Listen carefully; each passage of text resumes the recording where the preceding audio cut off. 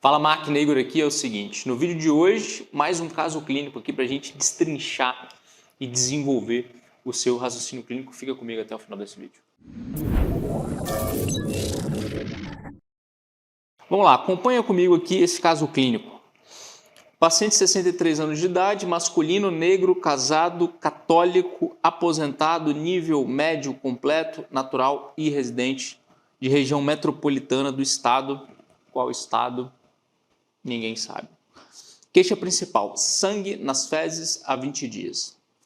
O paciente relatou que há 20 dias apresenta hematoquesia, né? Abre o dicionário médico aí. Hematoquesia é aquele sangramento, né, vermelho vivo, aquele sangramento baixo, né, um tipo de sangramento ali do fim do trato gastrointestinal. Aquele sangue vermelho vivo, né, que faz contraste ali com a famosa melena, que já virou até nome de gente, né? Você sabe que tem gente que chama melena. E melena é aquele sangramento que vem, né, normalmente lá de cima, aquele sangue, né, já mais escurecido, mais para um negro, né, com um odor fétido, pútrido, né, porque foi um sangue, né, que veio lá de cima e foi digerido, passou por todo o trato gastrointestinal. Ele tem essa apresentação muito diferente, distinta ali da hematoquesia. Isso é importante para a gente identificar, especialmente a altura do sangramento, tá? Inclusive, melena é associada, em grande parte das vezes, né, de 8 a 9 em cada 10 pacientes, quando tem melena é por conta de, né, uma hemorragia digestiva alta, um sangramento ali acima do TRAIDS, beleza? Então vamos lá. Hematoquesia, a qual inicialmente acreditou ser doença hemorroidária corriqueira, né? Veja que é um paciente ali que já tem, né, pelo que o caso descreve, já tem algum entendimento aqui, sabe que é doença hemorroidária, inclusive, eventualmente sabe diferenciar, inclusive, a hemorroida interna de externa. Mas, com a persistência do sintoma, resolveu procurar ajuda médica. Veja bem esse detalhe aqui. O paciente, né, que muitas vezes está chegando para você ali, especialmente quando a gente está mais na frente ali, quase formando o internato, que a gente começa a pegar umas manias ali de uns médicos, né, ver muito médico reclamando, o paciente brigando com o paciente, né, questionando, o paciente veio aqui com sangramento há 20 dias, um absurdo, essa hora ainda, meio-dia, na hora do meu almoço, né, você vê esse médico reclamando, você começa a pegar essas manias, você acha bonito ficar repetindo isso aí. Então, se você, principalmente quem está mais na frente, né, se você está passando por isso agora, fica atento, tá, para você não ficar repetindo esse tipo de comportamento. O que acontece? O paciente está com sangramento há 20 dias, por quê? Porque começou a sangrar e falou, pô, não vou procurar o pronto-socorro. Né? Tá muito, né, vai parar, deve ser uma hemorroida, vai parar. É dor de cabeça, é a mesma coisa. Então o paciente, muitas vezes, ele não faz, não, quando der 20 dias eu vou lá sacanear aquela doutora lá. O paciente, ele tá, né, pô, não procurou ainda porque ele acha que vai resolver, né? Cada paciente procura num tempo diferente. Deu 20 dias e falou, pô, tem 23 semanas já que eu tô com esse sangramento, porque eu preciso ver o que é. O paciente, ele não sabe, né, quem que trata questão de sangramento, ele não sabe se ele vai no clínico geral, se ele vai no prócto, então ele vai parar lá no pronto-socorro, porque normalmente é um paciente desorientado ali, ou normalmente é um paciente que não tem acesso a uma assistência de convênio ou particular, etc. Enfim, por inúmeras razões. Só um parênteses aqui, né? Fecha parênteses aqui, vamos seguir com o caso. Apresentou sangue vivo, né, que é compatível com hematoquesia, em pequenas quantidades, rajas de sangue. Né? Aquelas rajazinhas de sangue vermelho que normalmente aparece ali respingando no vaso sanitário ou até no papel higiênico, né, no paciente.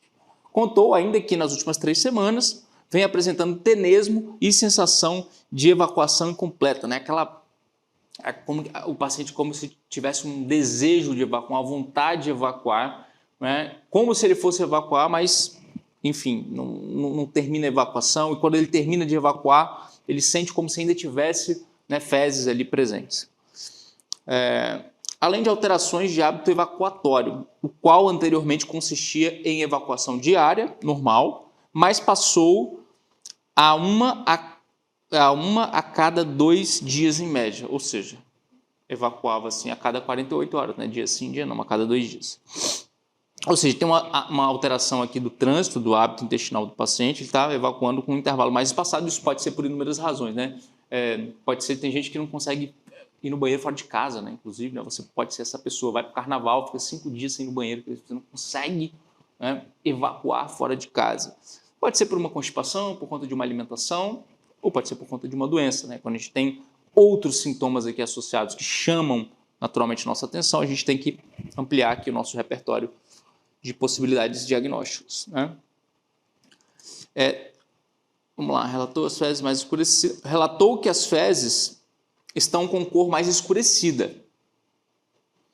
Que a gente pode pensar aqui também que uma alimentação, o paciente comeu beterraba, está comendo muita beterraba, o cocô está mais escuro. Ou você pode imaginar que a possibilidade de sangue, né? Sangue ali nas fezes estão fazendo com que as fezes estejam mais escuras. Apesar de cheiro e consistência normais, ou seja, não fala a favor de melena.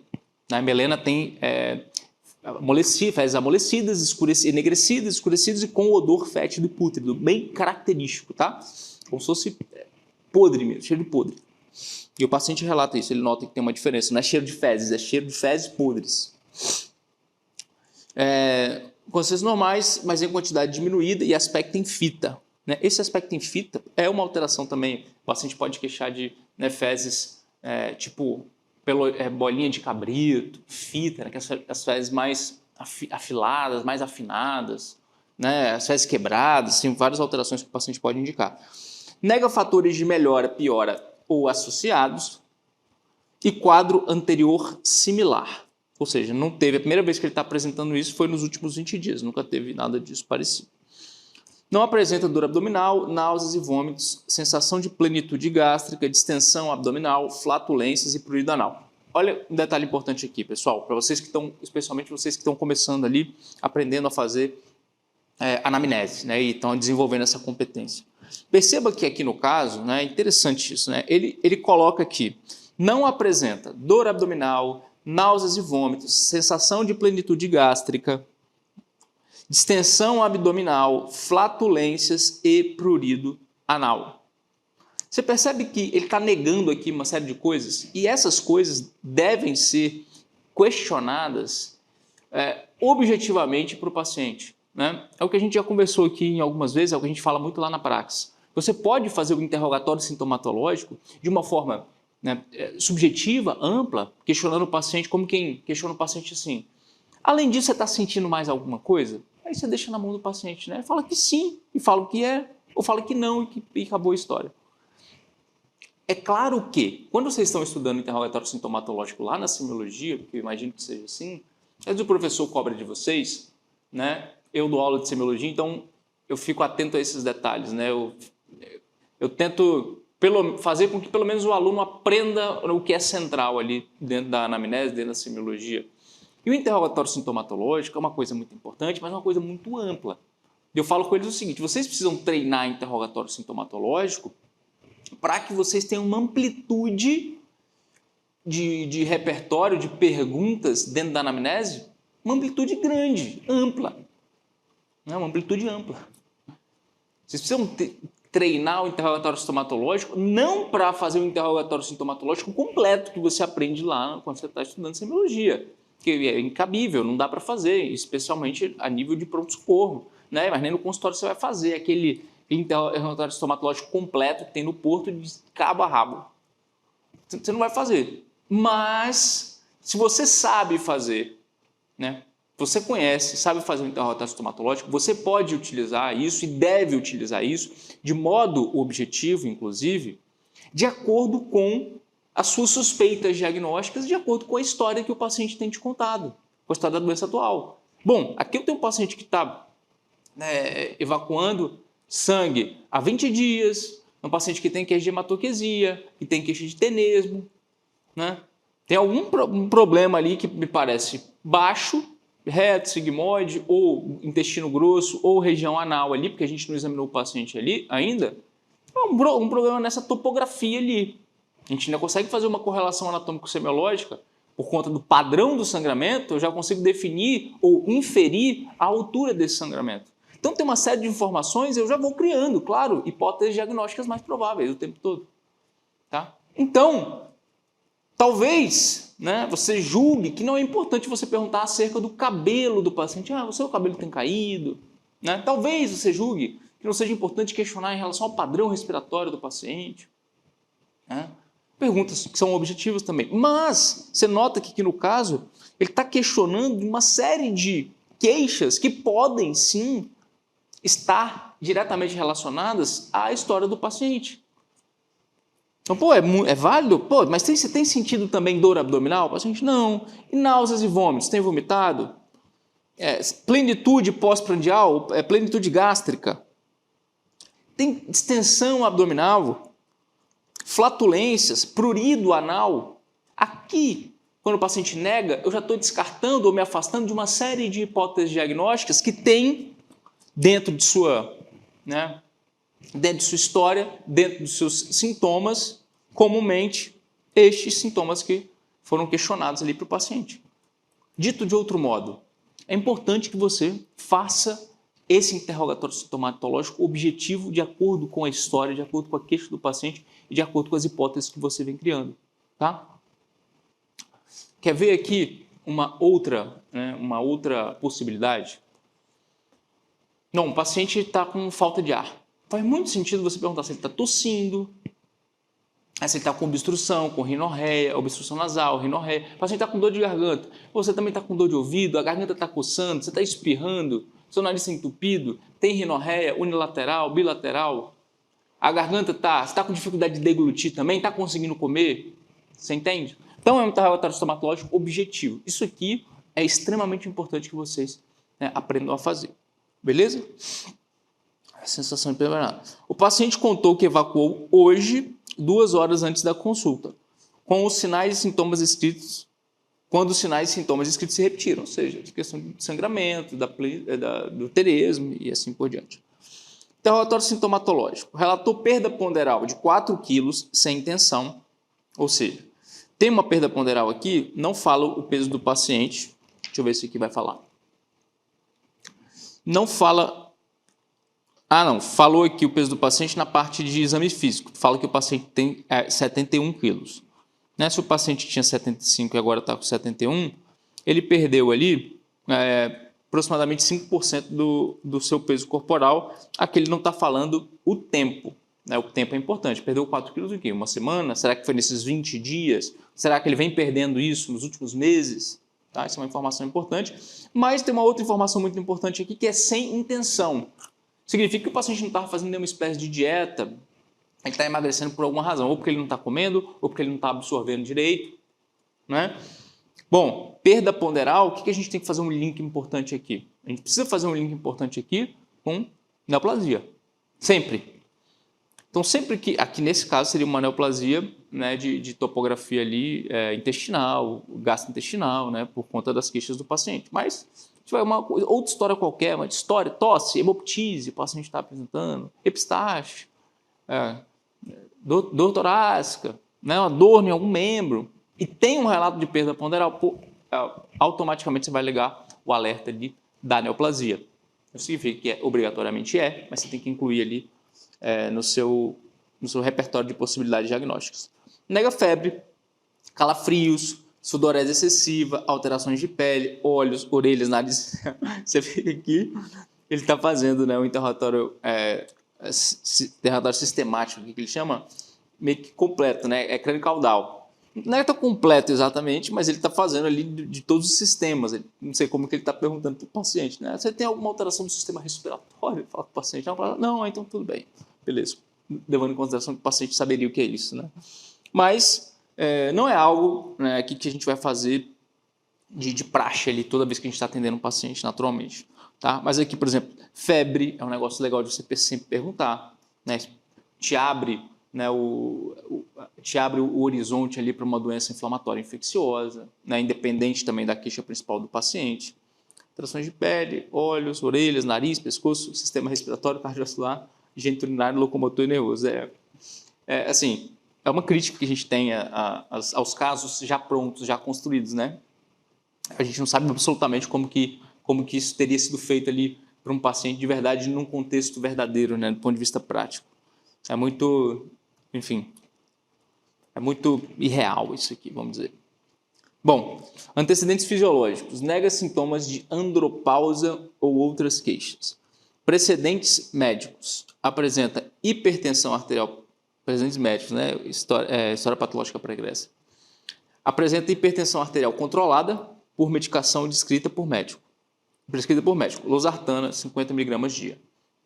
Nega diabetes. Você vê que aqui, né, como a gente já falou em outros casos, foi perguntado aqui de forma objetiva, tem pressão alta, tem diabetes, porque são doenças crônicas muito prevalentes. Perfeito, certinho, é assim que você deve fazer mesmo. Assim como internamentos prévios, cirurgias, traumas, acidentes, alergias ou transfusões sanguíneas.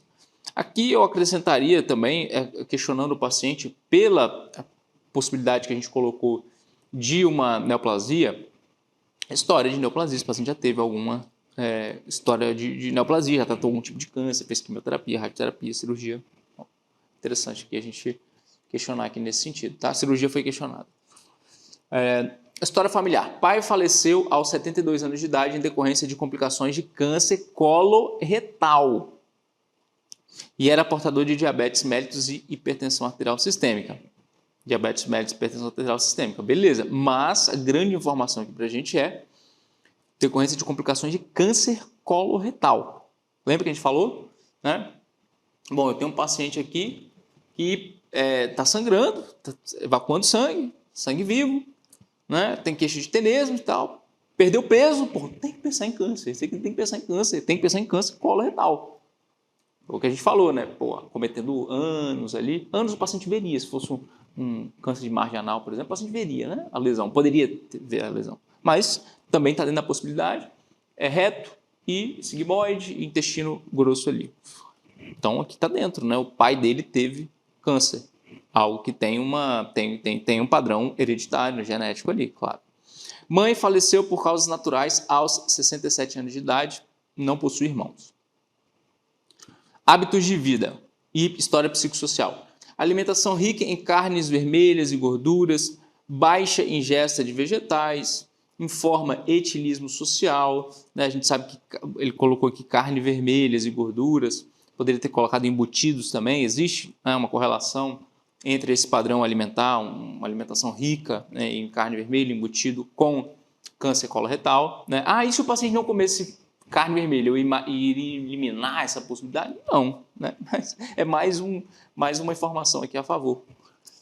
Informa etilismo social, uma lata de cerveja aos fins de semana. Uma lata de cerveja aos fins de semana. Será que existe esse camarada? Nega tabagismo e uso de drogas ilícitas. Não fuma. É sedentário, relata ser heterossexual e manter relações sexuais unicamente com a esposa, sem uso de preservativo. Normal também, né? Nega... Manda aqui nos comentários para mim. Quando você está fazendo sua anamnese. Você pergunta para o paciente... durante a investigação a orientação sexual desse paciente e se ele faz tem relações sexuais apenas com a sua esposa e se ele usa ou não preservativo. Você perguntaria isso num contexto onde o paciente tem esse tipo de relato, né, que está com uma queixa ali, com uma suspeita aqui para a gente forte de câncer coloretal ou de talvez hemorroida, etc. Você faria essa pergunta? Manda aqui nos comentários para mim. Nega realização de sexo anal durante toda a vida ou ter infecção sexualmente transmissível, IST, síndrome da imunodeficiência. E essa pergunta aqui é importante, né? Por que sexo anal? Por que o questionamento? Bom, um paciente que tem um sangramento, né, uma hematoquesia via retal, possibilidades, né? A gente tem a possibilidade de uma fissura anal, que poderia ser consequente de uma constipação, né, que fez uma lesão da mucosa ali do reto do paciente, na região anal do paciente, e está provocando esse sangramento, claro, comum, clássico, inclusive, né, isso pode acontecer ao longo da vida de qualquer pessoa. E você pode ter também, por exemplo, um trauma da mucosa consequente de uma relação sexual por via anal, né? Outra coisa importante aqui que ele comenta da infecção sexualmente transmissível e HIV, AIDS. né? Também, a gente poderia pensar na possibilidade de uma lesão, de uma vegetação ali, consequente de uma infecção sexualmente transmissível. Beleza? E por conta do emagrecimento, questionou sobre AIDS aqui também. Enfim, boa investigação. Tem boa relação com familiares e amigos, sem sintomas depressivos e com bom estado anímico. Beleza. Bom, hipótese diagnóstica aqui mais provável para a gente. Câncer coloretal, né? Câncer coloretal, a gente tem que incluir outras hipóteses diagnósticas, mas a história do paciente nos leva para esse caminho. Nem sempre eu tenho, né, uma anamnese tão florida, especialmente se eu não fizer as perguntas. Pô. É isso que você tem que entender.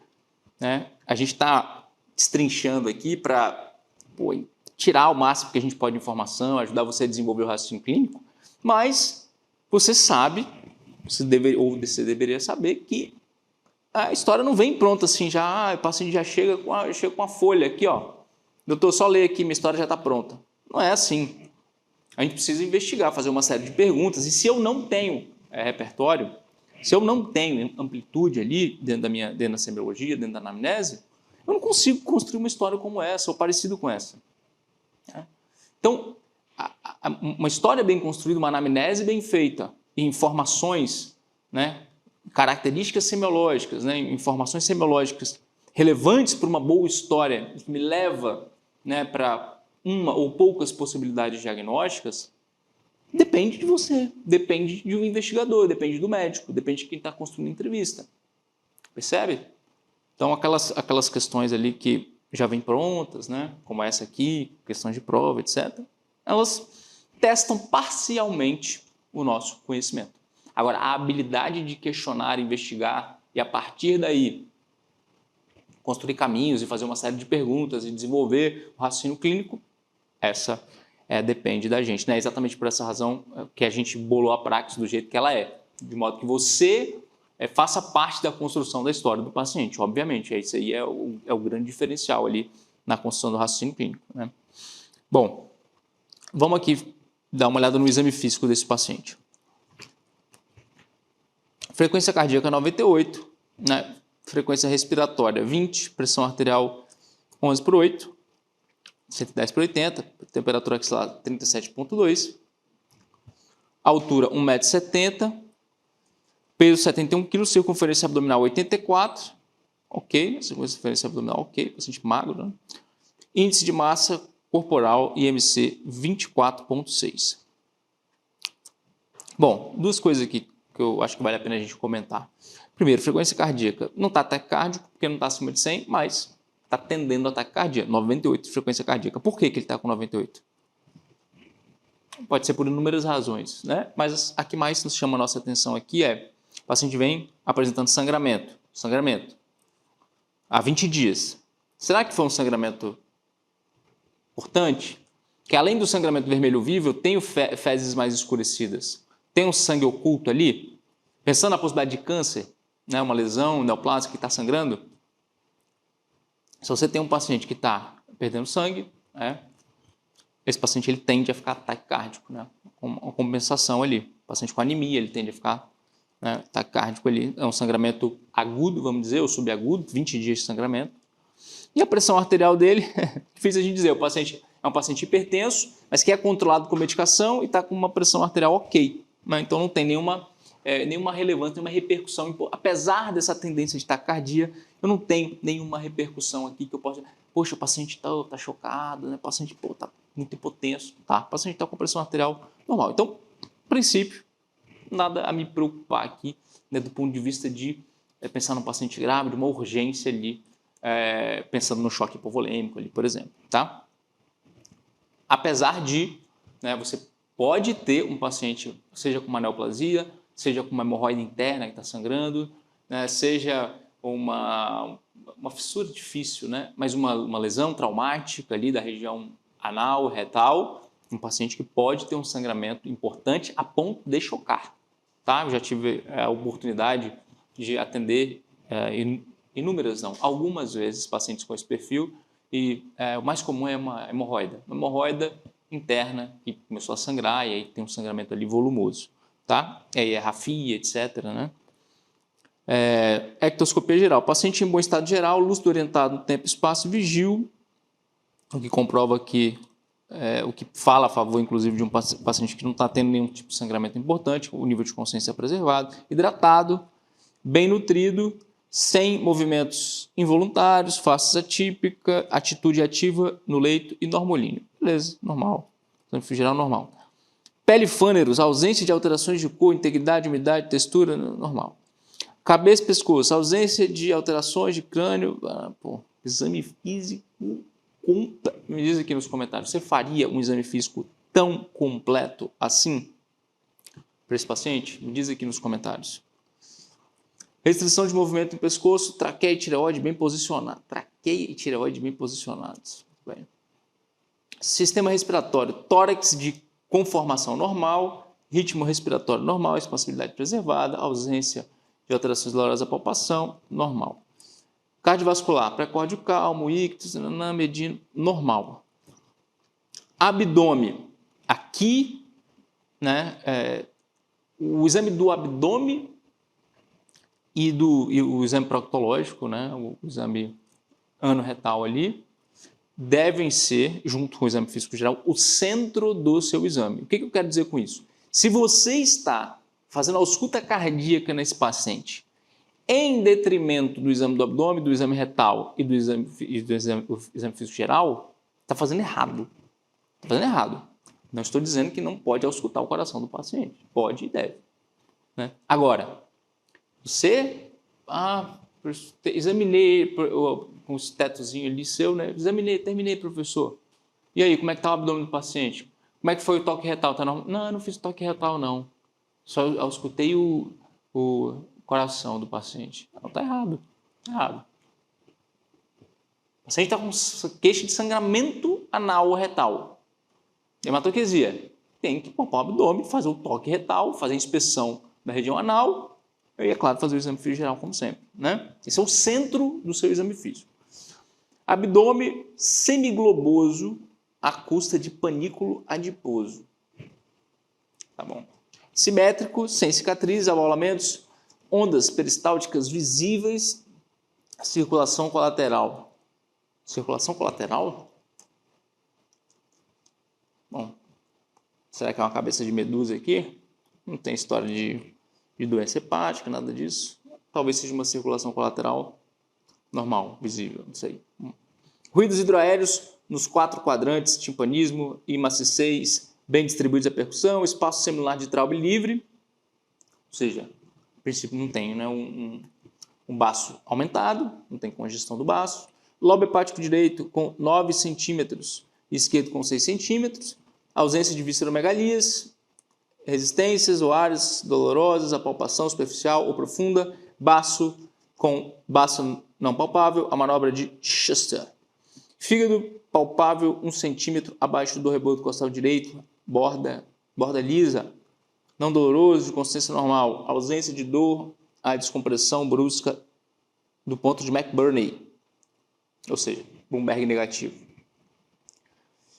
E a inspiração durante compressões do ponto cístico, sinal de Murphy negativo.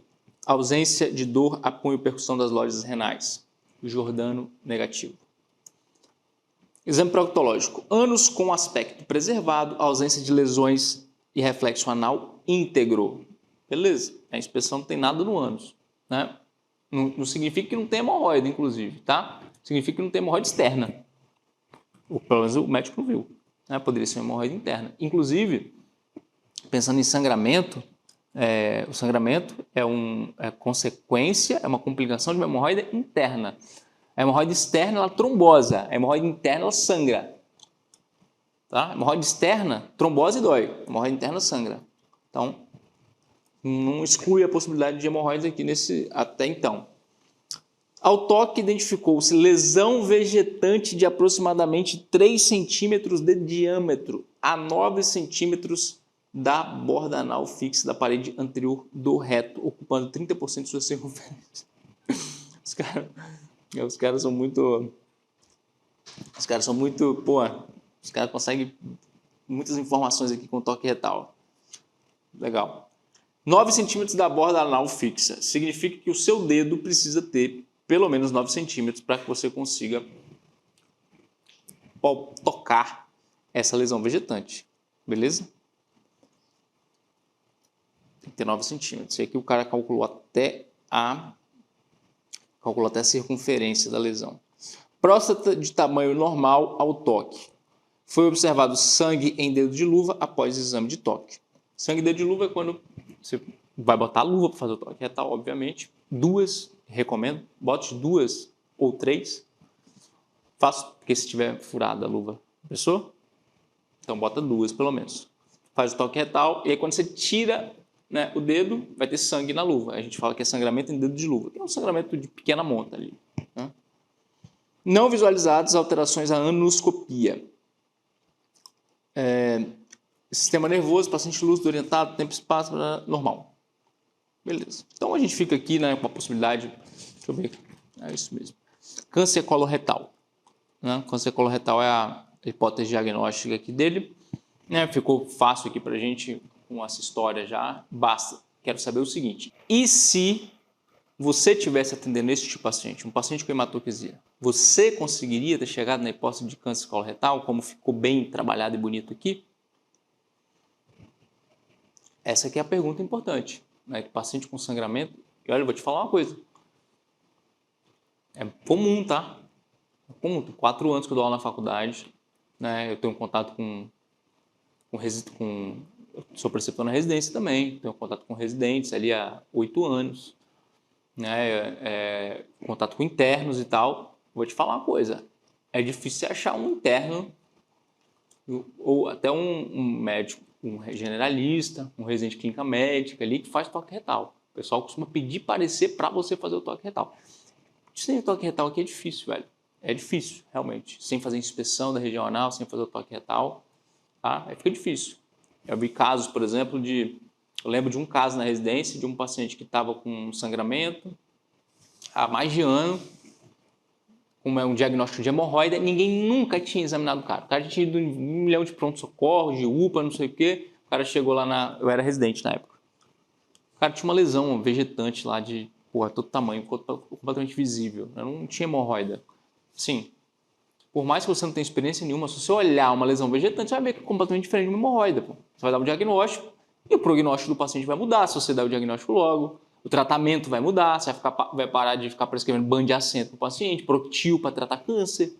Então você encaminha o paciente, né, para o proctologista para fazer o segmento, para tratar, né, fazer química, fazer rádio, né, enfim, para o especialista. Você não precisa saber, será que é um câncer de margem anal? Que tipo de câncer é esse? Não é isso, mas você precisa conseguir pelo menos dar um segmento para o paciente, ao invés de ficar sem fazer uma inspeção anal, dando diagnóstico de hemorroida, pô. Não tem condição. Então, o ponto aqui é o seguinte, você conseguiria dar o diagnóstico desse paciente? Para você conseguir dar o diagnóstico desse paciente, você precisa fazer uma história bem feita, uma história legal, né? Você precisa fazer o exame do paciente, né? Ou ficar escutando o coração do paciente. Você precisa fazer inspeção e toque retal, examinar o abdômen do paciente. É assim que você faz diagnóstico. Beleza? Então, qual que é? Mensagem final. Mensagem final. A partir de hoje, meu jovem, minha jovem, quando tiver um paciente com alguma queixa de sangramento via retal, prurido, dor, lesão, hemorroida, doutor, eu vim aqui porque eu estou com uma hemorroida. Você vai olhar, para ver se é hemorroida mesmo. O paciente não sabe o que é hemorroida. Muitos não sabem. Você precisa examinar o paciente. Então, a mensagem que fica é assim, toda vez que você estiver diante de um paciente com sangramento retal, dor, lesão, hemorroida, prurida, examina o paciente, faz a inspeção da região anal e faz o toque retal do paciente, assim você estará o ajudando. Beleza? Como sempre, se você gostou deste conteúdo, deixe seu like aqui, ative as notificações, se inscreve no canal para você não perder outro conteúdo como este. Tamo junto e até o próximo vídeo.